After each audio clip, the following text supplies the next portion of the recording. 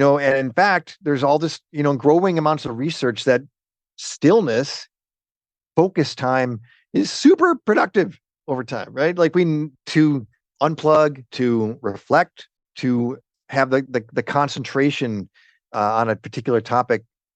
I think there's growing attention to that and how powerful that is.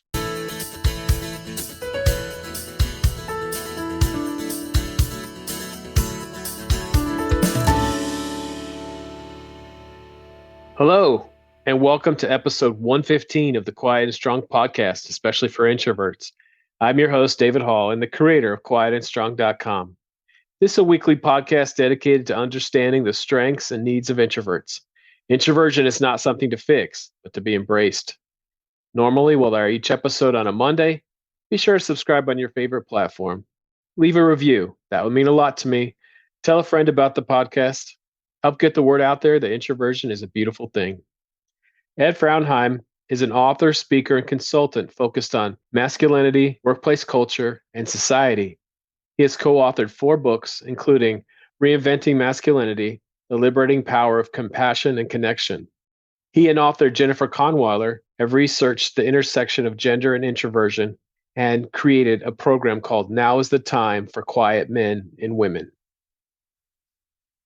All right. Welcome to the Quiet and Strong podcast, Ed. It's so great to have you on the show today. Great to be here, David. So, Ed, we're going to get into some of the work you've done.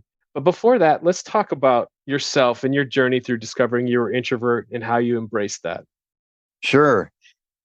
I am probably like a lot of people who learned about introversion largely through Susan Cain's book, Right. Quiet. And going back, how many years ago is that now? Like 15 years or so? Yeah, that's about right. That ballpark. Yeah. I remember coming out and reading it and being really struck by it and being a little surprised that I was an introvert, according to her test at the end. I think it was in her book. I was just one tick on the side of introversion in that scale. So kind of ambivert, if you will, but not a super extreme introvert, but I was introverted. And that was surprising to me because I'd always thought of myself as a pretty gregarious person.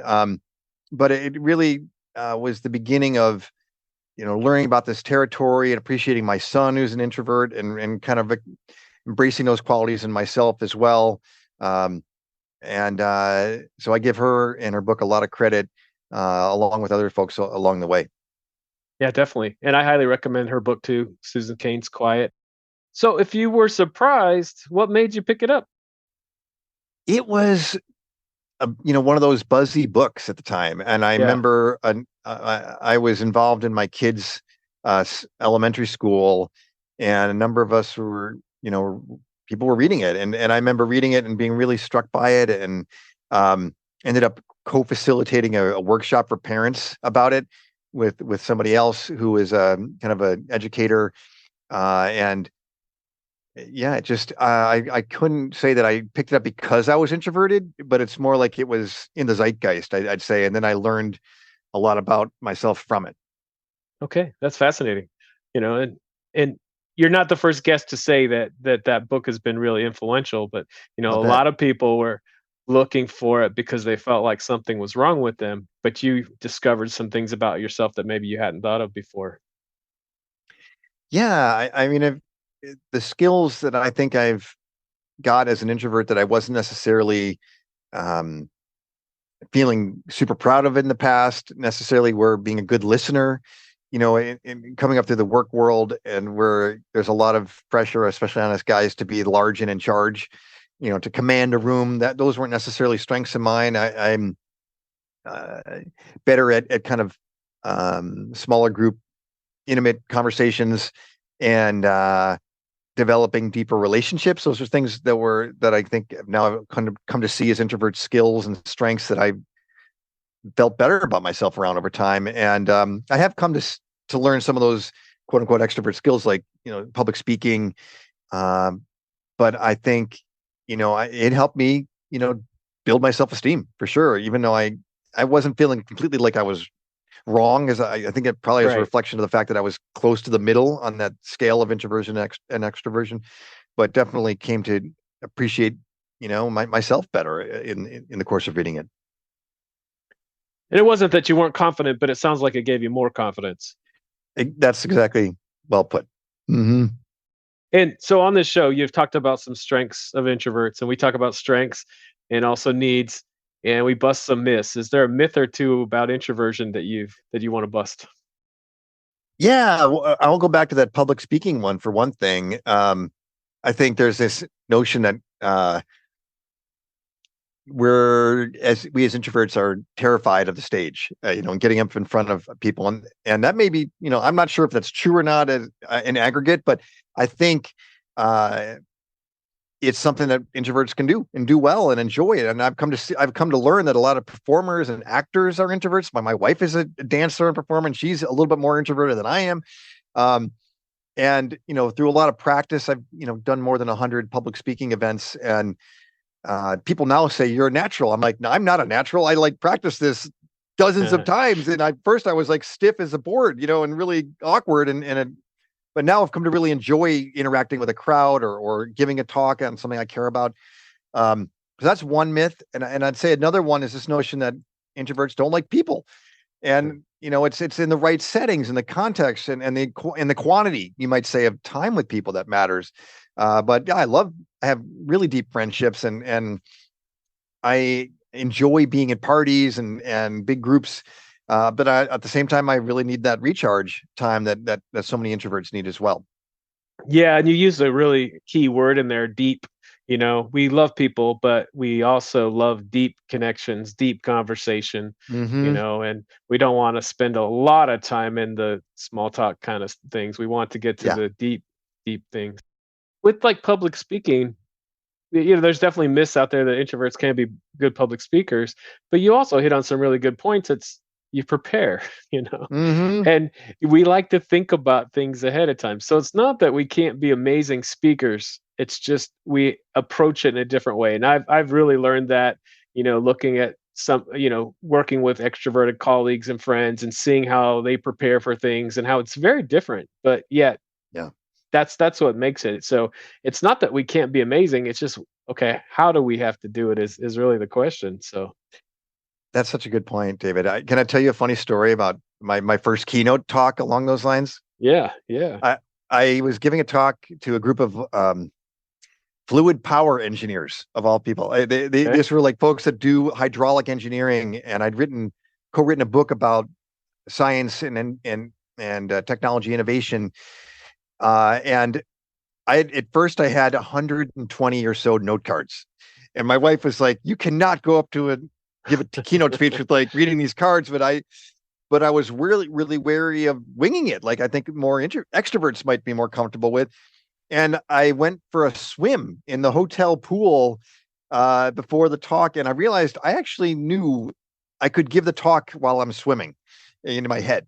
And that was, was additional preparation. It was also this moment of confidence and clarity that, okay, I know this stuff. And I think maybe that, I wonder if there's a lesson there for a lot of introverts that we know more than we think we do by the time we've done our preparing. And a big part of what we need to do is trust ourselves. Yeah, but you also did the preparation. So even if you didn't use those note cards by making them, they put it in your head. Then you reviewed it after that in your mind without them, right? That's what we have to think is how do we do it? Because if I'm giving a speech, I really like to reflect on what I'm going to say, but it's definitely never scripted. I had another person talking about public speaking on the podcast, and she said, memorize the first 30 seconds, a minute, and then the rest just kind of have a good outline of what you want to talk about. I thought that was pretty good advice. That is pretty great advice. Yeah, that's nice. And I think introverts also might lean into our relationship piece when we give talks, because I think when we can tell good stories, and those often come out of relationships, that's often gold in a public speaking event, to really reach people's hearts by telling a compelling story that gets to emotional depth, and that's one of our superpowers. Yeah. Do you think? Stories. We're made for stories, right? We resonate with stories. Do you think introverts are natural storytellers, or do they have to learn how to be storytellers? I don't know. That's a great question. We'll have to prepare for that one. Yeah. Do some research. I don't know I'd be curious, really, if there's any research on that. I do think that we certainly are in good position to be good storytellers because we have that depth of connection with people, and we've done typically the research on a topic to know some good stories. Yeah. Whether that comes naturally or more naturally to introverts is something I'd be curious to learn about. Yeah, definitely. I think that some introverts, while they're still gaining confidence, may need to give themselves permission. They're still finding their voice. They need to give themselves permission to tell those stories. And I've also just heard it's good to keep track of them, however you do that. Yeah, jot them in put them all in a Google Doc on the topics that you care about. Maybe little arc of these stories. It's also a territory that I've developed skill in as a journalist, David. I mean, my background is writing in newspapers. That was how I cut my teeth as a writer in journalism. Later became more of a researcher on workplace issues and masculinity and introversion. But there's something really good about having to write 2 stories a day where ideally you have a beginning, middle, and an end, or that you can have a story like that, especially if you're telling a feature story.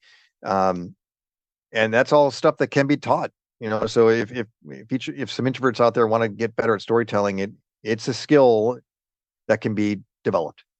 Absolutely. Yeah. And that sounds great that you brought your background, you've continued to do that throughout all the work that you're doing. Thank you. So you did a series with Jennifer Kahnweiler. Now is the time for Quiet Men. Tell us about that. Tell us how that came about.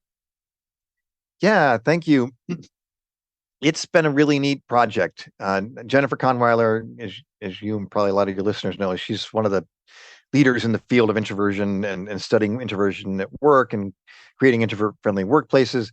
And I'm lucky to be part of the same author community as her through this publishing books, the same publishing company called Barrett Kohler Publishers. And we just, we became friends, and we just realized that we had like the Reese's peanut butter cup of topics. Like she's got the introversion, I've got masculinity. Where's the mashup there? And we realized there's a way to look at introversion through the lens of gender, and to look at masculinity through the lens of introversion and extroversion. And it kind of, with the recent kind of just the things we'd already learned going into this conversation, we realized that the work world was really lending itself right now to introversion and introverted men. That these guys, we call them quiet men as a kind of shorthand. They are good listeners. They are calm. They prepare, and they are. We also learned this is something that came a little bit more in our research, but we learned that they are often advocates for other marginal groups. So they really just fit the world that's faster, flatter, and more fairness focused. Is one way we talk about how things are changing. So there's quicker disruptions. You got to share decision making power more broadly if you're going to go fast enough today, and you got to pay attention to privilege, and guys have got to listen better and shut up a little bit. So a lot of these superpowers of introverted men really are help them to be well suited to today. So that was kind of where we started, and as I said, when we interviewed 7 or 8, we keep increasing the number here, like accomplished introverted men, we were kind of struck that they often looked out for other folks that have been likewise had it kind of hard in the typical extroverted, large and in charge culture, where loudership rules the day. These folks were like sitting in on ERGs, employee resource groups for minority groups, or they were making sure they stood up to try to get more equal representation of men and women at events, so the speakers weren't just going to be guys. So this is the kind of thing we discovered as we were doing our research. And overall, as I said, we do think it's the right moment for quiet men to have a greater seat at the table and to speak up more at the same time. Yeah, so definitely busting some more myths there. Introverts can be great leaders. Mm-hmm. Explain loudership a little bit more. I love that term. So what does that mean? I think we borrowed that from somebody else. I think Jennifer may have discovered it somewhere, but it's like the idea that the loudest gets to lead. And that's been so much the the case in meetings and in the way promotions are often given out. It's like the squeaky wheel gets the grease and gets to advance in the organization. Those who are yellers at the meetings may browbeat others into submission. Like, we haven't paid attention to really having a more inclusive approach to corporate culture, such that it's not the loudest voice that carries the day, but the most persuasive one, the wisest one. And that means a lot of the contributions of introverts, men and women, get pushed to the side or never even get heard, because introverts haven't been comfortable speaking up in a spontaneous way in meetings, even if they're coming up with much better ideas than what you're hearing out loud in the meeting. Yeah. I know. Does that resonate with what you've observed as well, David? Yeah, it shouldn't be the loudest, although it has been that way for a long time in our culture. It is changing. Conversations like this and things like this that we have to keep doing to get the word out there that there's some strengths that introverts possess that they can lean into for great leadership. And we need to hear those introverted voices as well. What are some other strengths that you've seen in introverted leaders through your doing this series? The personal connections piece. And that's another reason why I think it's a good time for introverted men leaders. But again, I'm focusing a lot on introverted men, but a lot of these skills or traits go across the genders. But some of the leaders we talked about, they really put a priority on developing a human relationship with folks on their team, and often folks across on other teams that they worked with. So they were very much in tune with the highlighted, the higher importance of psychological safety over the last couple of years.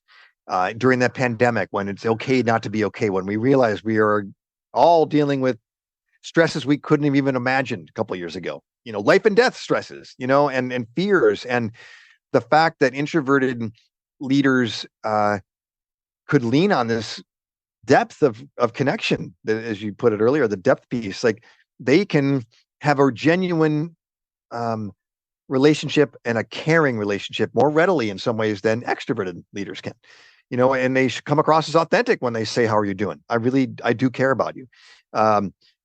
And I think, what was the other piece related to that?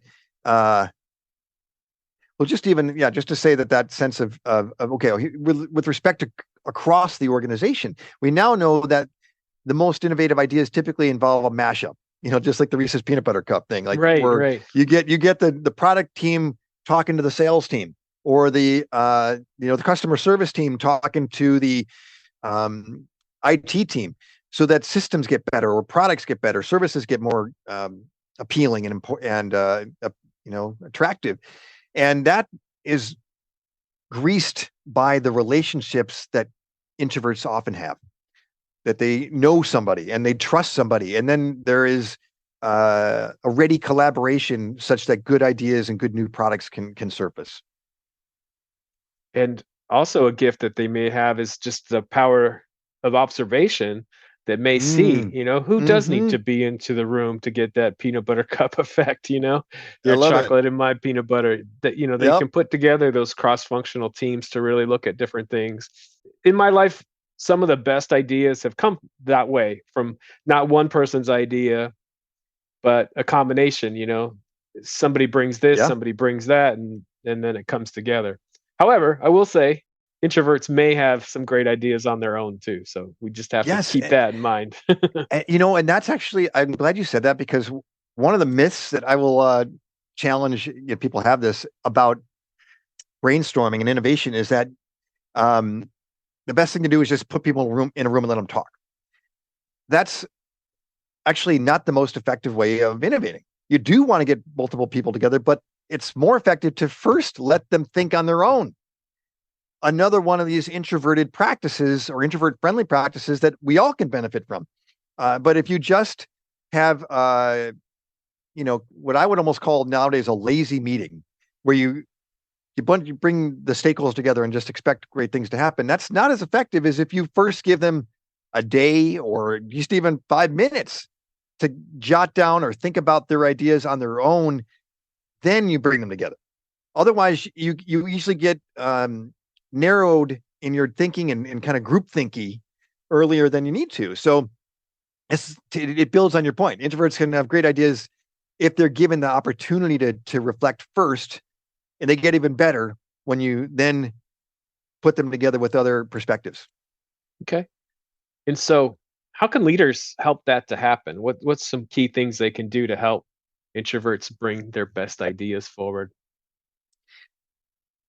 Great question. And I'll go back to the webinar where you and I met, David. Yeah. And the question was like, how do we help introverts become more productive? And this is going to sound a little bit touchy-feely or woo-woo, but I think in the first place, we got to help introverts feel good about themselves. Yeah. Like to love themselves, and who they are, because that confidence of I have something to give here is a key first step to bringing out good ideas. If you're running scared and think you're not worthy because you don't fit this leadership culture, which is still predominant, you're not going to bring your best ideas forward. But if there is, an appreciation of introverts and a celebration of introverted styles and temperaments, that gets the juices flowing initially. Then I think we turn to sort of more practical steps, like, are you giving agendas in advance of meetings so that people can prepare and reflect?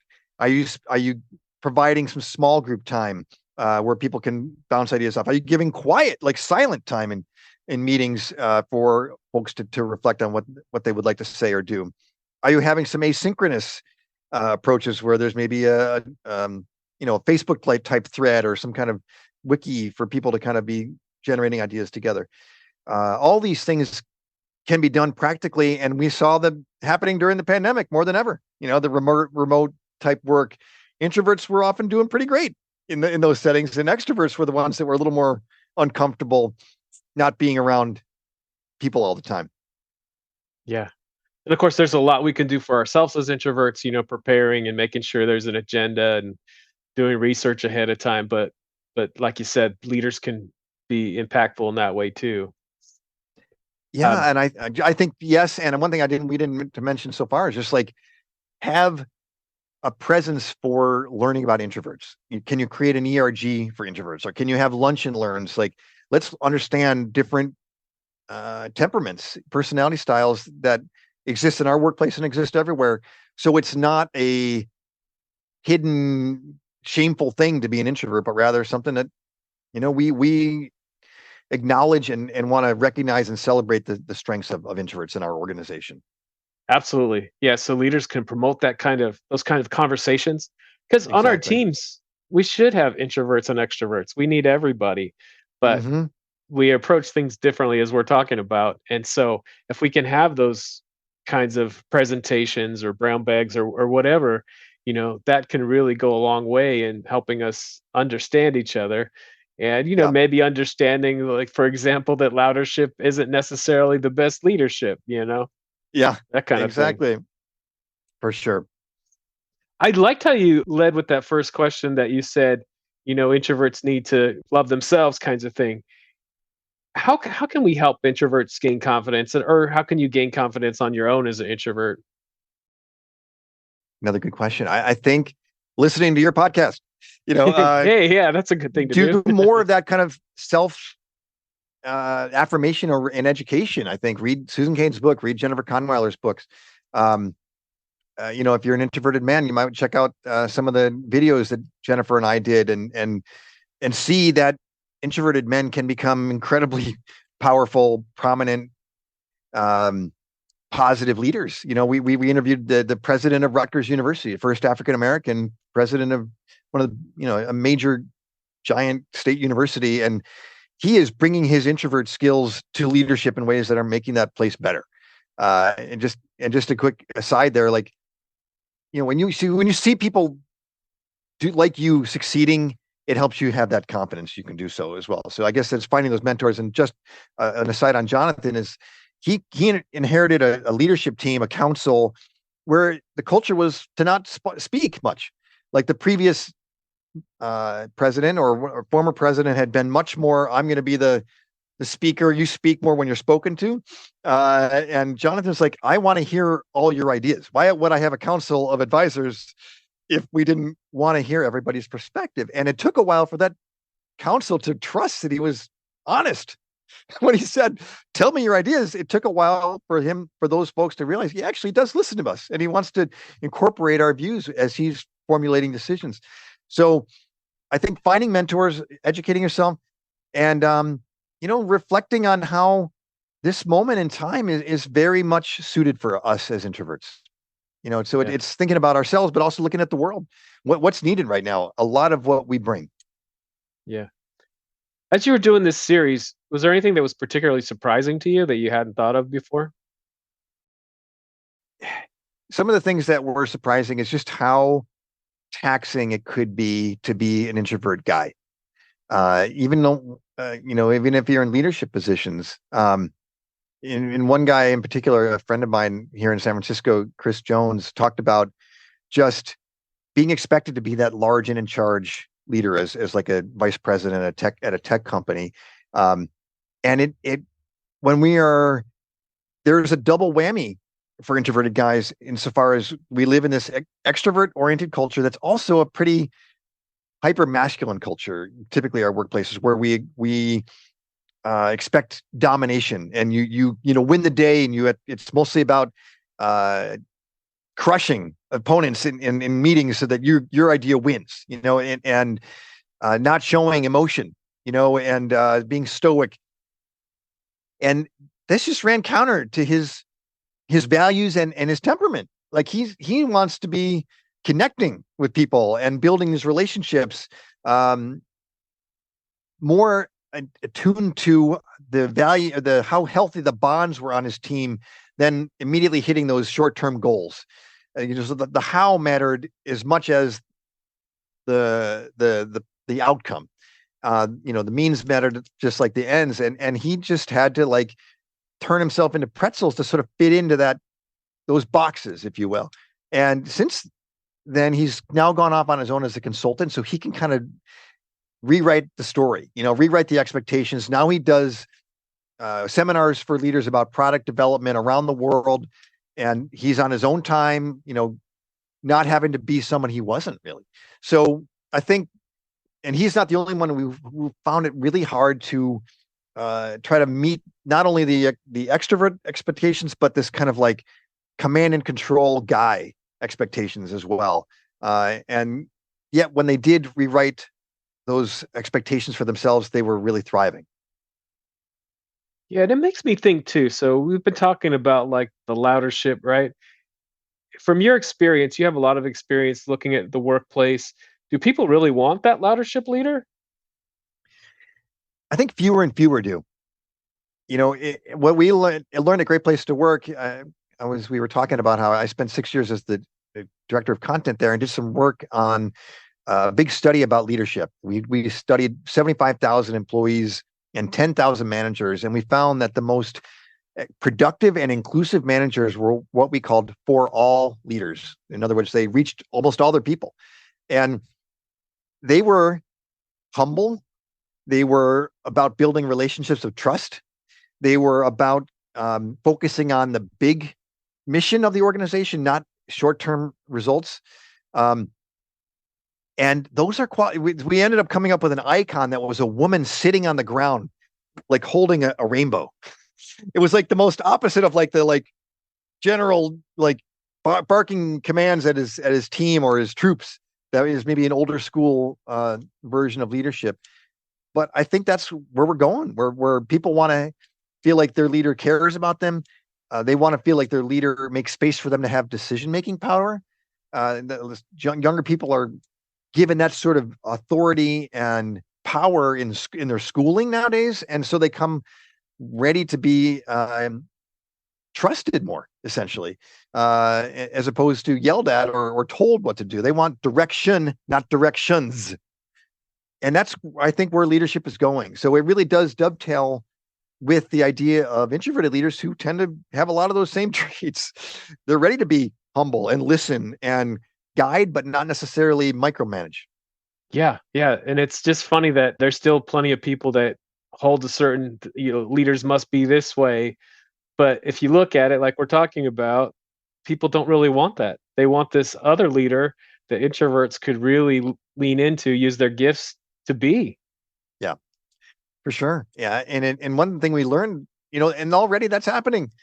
Like I think when Jennifer and I wrote this article in the Houston Chronicle about now is the time for quiet men, like 6 out of the 10 highest market cap companies were led by introverted men. I mean, I wish we need to have more women too, but like including, I think Warren Buffett fit into that category, Jeff Bezos, and Tim Cook of Apple.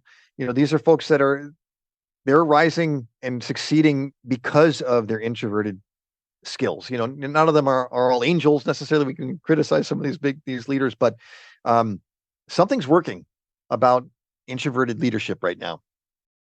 So as you're doing this series, was there anything like, is something you believe, but it was nice to have it confirmed as you're interviewing these different quiet leaders?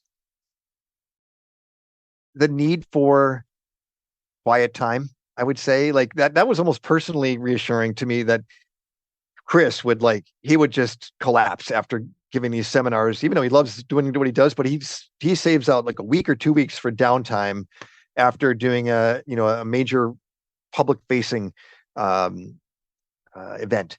Another fellow, Josh at Synchrony, talked about how he would put quiet time in his calendar when he was leading a team on the L&D team, I believe at Synchrony, Josh Crawford. And that used to be a shameful thing to have to take time for downtime, right? To say, I can't talk to anybody right now. He sort of, was bold enough to say, I need this time for myself. He'd put it on his calendar, and he'd put it on the calendar of his teammates. And what's funny about that, David, is that then when he got a different job, I think he was moving up to the organization, and he had a different team, but his old teammates were like, don't take that time off our calendars. Like we've actually come to treasure the focus time or the downtime. So even if this team wasn't all introverts, when you create that introvert friendly style or culture, extroverts often benefit too. So I felt very validated by the idea that it's okay that I like to take a nap every day. It's not like a sign of weakness on my part. It's actually an understandable way of recharging and or needing to take walks and breaks. And I felt better about myself as a result. Yeah, that's awesome. Yeah, I definitely don't take naps every day, but prior to the pandemic, I didn't work from home. And then I fully worked from home for a time. And there would be some lunch periods where I would take a nap, and it was amazing. I love that example. Why is there shame around taking time alone? There has been. And, when we were on the panel together, I shared that was one of the best things I've ever done for myself. And you shared this story is blocking off like the first 90 minutes and just really, and there's a lot of talk about introverts needing time to recharge. So we need that, right? But we also need time to think, time to focus, time to plan, time to be strategic. We need time for a lot of reasons. And that's really cool that did you say that he gave that everybody had the same time? Everybody on his team had that time. It was at the same time? Yeah, at the same time. And they wanted to preserve that time when he wasn't going to be their leader anymore, And I to your question, David, I think we have this myth of more is better. It's deep in our bones in our capitalist system, I would say, or it's, and I would say a hyper masculine system to put on my masculinity lens too. Like it's more. To be still is to be unproductive, is to be useless, and in fact, there's all this, growing amounts of research that stillness, focus time is super productive over time, right? Like to unplug, to reflect, to have the concentration on a particular topic. I think there's growing attention to that and how powerful that is. Yeah, because there's been a culture of you have to be available at all times to everybody, but that doesn't work very well. When we're constantly getting interrupted, it's really hard to get back into what we were doing. We tend to make more mistakes that way, and it's not productive. And extroverts need the time too. Giving people some focus time could really go a long way. And I love that he did that for his whole team. That's very cool. Yeah. Yeah, there's in the last decade, maybe there's been more of these books like single tasking and kind of debunking the notion of how you really can effectively multitask because your brain is switching its focus, Yeah. and that there's a cost, there's a tax to that shift, like to your point, and mistakes happen. And I don't have this down to a science yet, but I've really tried, even though I have multiple projects going on now as a kind of an entrepreneur, solopreneur, trying to limit the number of things I'm focused on in one day is super helpful. I don't know if you find that too, or if you're able to kind of juggle effectively multiple projects in a day. What's your experience like there? Yeah, I have to come up with what's my most important goals for today. Because I could have, as you probably could have, an endless to-do list. We Mm-hmm. have a lot of great ideas. There's a lot of things we want to do, but you can only get so much done. So every day I'm like, all right, I got to do these 3 to 5 things, and Yeah. these have to get done. If you put a lot more than that, a lot of times you just keep the to-do list just keeps going to the next day. So, you got to focus, and sometimes you got to tune other things out, and that can be really Yeah. hard because Yeah. you can have 2 things that are equally as important, but you can only work on one, and you have to decide, okay, I'm going to do this right now. I'm not going to think about this other thing, but I'm going to focus here. And that can be hard to do sometimes because everybody's thing is very important to them. I love what you're saying there, and I love the 3 to 5 things, and sometimes even one, Yeah, right, right. It is could be helpful. And one. I've gotten rid of noises from my texts, even though it drives my family members sometimes crazy. I'm like, if you need to talk to me, call me. I'm not gonna, because texts drive me crazy. And I was just working with my wife earlier, and she's got a text that comes across her computer screen that something is going on with her family, like totally distracted us from what we were doing. So to your point, I think being able to concentrate is super important for us introverts, especially, but it actually is important for everybody. Yeah, yeah, and alerts we get from so many different places. It's important to look at those and maybe find ways that our family can get a hold of us in a kind of a more urgent situation. I'm still working through all that, and not Hmm. getting notified all the time by everything. It can be so distractive, so distracting, so Yeah. disruptive. I've heard one thing I've tried to do is like have more like check-in times when you're going to look at your texts and emails and Yeah, whatever the notifications, but to try to turn them off to the extent you can. And if there is a real problem, people call you. I mean, it's kind of a good.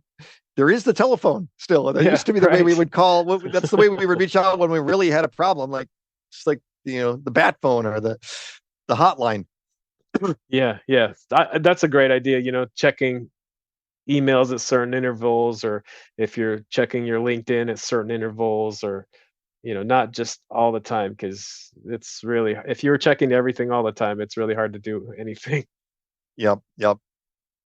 Introverts and extroverts, we definitely have different communication styles. We think and then we speak, versus extroverts, they often speak in order to think. How's that important for a leader to understand? I think one way that's important is to give a little more space for people to talk. And I've seen that with clients I work with now in terms of some of the communications consulting I do is people who are asking for questions often give very little time for questions to emerge.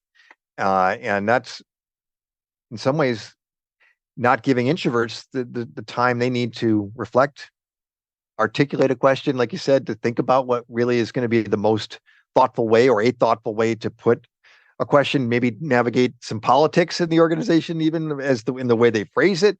Um, and we often, you know, assume if there aren't questions, then in the first couple seconds, there's no questions, which is another, that's not really a great leadership strategy because there's probably a lot stirring that you're not seeing. Still waters run deep.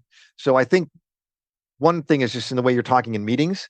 Um, I think there is also opportunities to use these asynchronous methodologies for having conversations or figuring things out together, whether it's email or tools like Teams, where introverts can thrive in kind of having the opportunity to figure it out on their own time, contribute an idea or a question.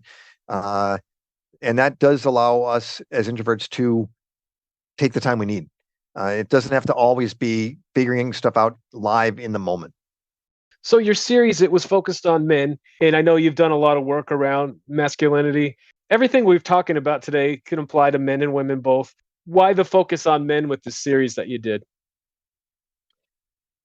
I think because Jennifer and I were realizing that introversion isn't a one-size-fits-all experience, if you will, or temperament. A lot of what we've been talking about does apply to. We've been talking a lot about the introvert stuff, and especially, but one of the things that we realized and found in our research is that, men, as we talked about before, this sort of double whammy of being an introvert male is that you are expected to be fitting into a leadership culture, an extrovert culture. And then also, if you're an introverted male, you're typically not going to be that prototypical quarterback who's barking the commands or the audibles in real time. You're going to be typically quieter, and less dominant in meetings, probably, maybe more attuned to emotional depth than a lot of the other guys that you're around. So you can feel, you can have a lot of shame that you're experiencing as an introverted man, as a quiet man. And there's also then we talk about these strengths that you have as well.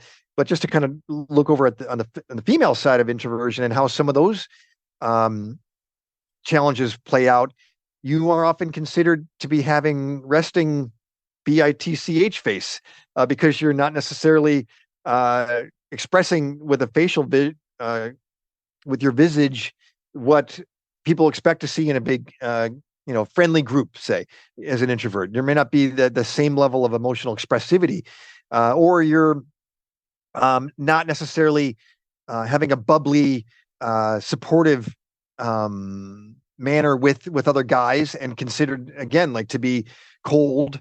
So there's the sexist or the gender bias that affects introverted folks besides the introversion itself. Right. And so we think it's valuable to look at how these things play out in an intersectional way to support both men and women. And now I want to be thinking about people who are non-binary too. And I'm not even sure we know what the research says there yet, but it's at a minimum looking at how introversion intersects with male and female expectations, I think is valuable.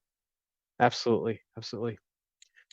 Ed, we've talked about so many great things today. It went by fast. It did. We talked about, definitely introverts can be amazing leaders. We brought, introverts can bring some amazing things into the workspace if they know what their strengths are and what their needs are. They can be productive. Is there anything else that we haven't talked about that you want to today? One thing, I guess we didn't talk much about this, but I do think this is an important element for a lot of business leaders to think about, that introverted men, in some ways to talk about men at all these days, raises the question, why are we talking about men? Isn't it a men's world? Well, introverted men often are struggling in today's workplaces. They typically haven't been the ones that have been running the show. And we found that when they are given greater attention or support, they often are these allies to other folks that haven't had a seat at the table either, like women, people of color, LGBTQ folks. So there's an interesting way in which I think the DEI conversation can be expanded to look at introversion and quiet men in particular as folks that are natural allies to other groups. And that's kind of an untapped resource, I think, for organizations. Yeah. And, another myth is some people say that introverts don't have a lot to say, but I think that we absolutely do have a lot to say because we're introverts, because we're always thinking. But unfortunately, a lot of times our voices have been silenced because, we're looking at that loudership kind of world and we're thinking that we don't have a voice. And that's what this podcast is all about, is really giving a voice, because introverts have some amazing ideas. And I will say, and I know you'll agree with this, it's like sometimes it's the different ideas that change things and make things better. And we need to get those ideas out there that many introverts have. For sure, David. No, I'm really appreciate your podcast and the work you're doing to elevate those voices, amplify those voices. And I couldn't agree more that it's time. Now is the time for introverted men and introverted women, introverted people. Yes, absolutely. So, Ed, where can people get a hold of you if they want to find out more about the work you do or work with you? Finding me on LinkedIn is a great way. Ed Frauenheim. I think you'll probably see my spelling somewhere. I'll put it in the show notes. Yeah. It's kind of a weird name or hard to pronounce name or spell name. I also have a website at edfrauenheim.com. Look for the series, especially with Jennifer Conweiler's site has our series about Now It's Time for Quiet Men. And happy to connect with folks and talk more, come in to give lunch and learns or support organizations as they support introverts and including introverted men. Awesome. Thanks so much, Ed. This has been a wonderful conversation today. Thanks so much, David. Take care. Thank you so much for joining me. I look forward to further connecting with you. Reach out at david@quietandstrong.com or check out the quietandstrong.com website, which includes blog posts, links to social media, and other items. Send me topics or guests you would like to see on the show. If you're interested in getting to know yourself better, there's now a free Type Finder personality assessment on the Quiet and Strong website. This free assessment will give you a brief report, including the 4-letter Myers-Briggs code. I'll add a link to the show notes. There's so many great things about being an introvert, so we need those to be understood. Get to know your introverted strengths and needs and be strong.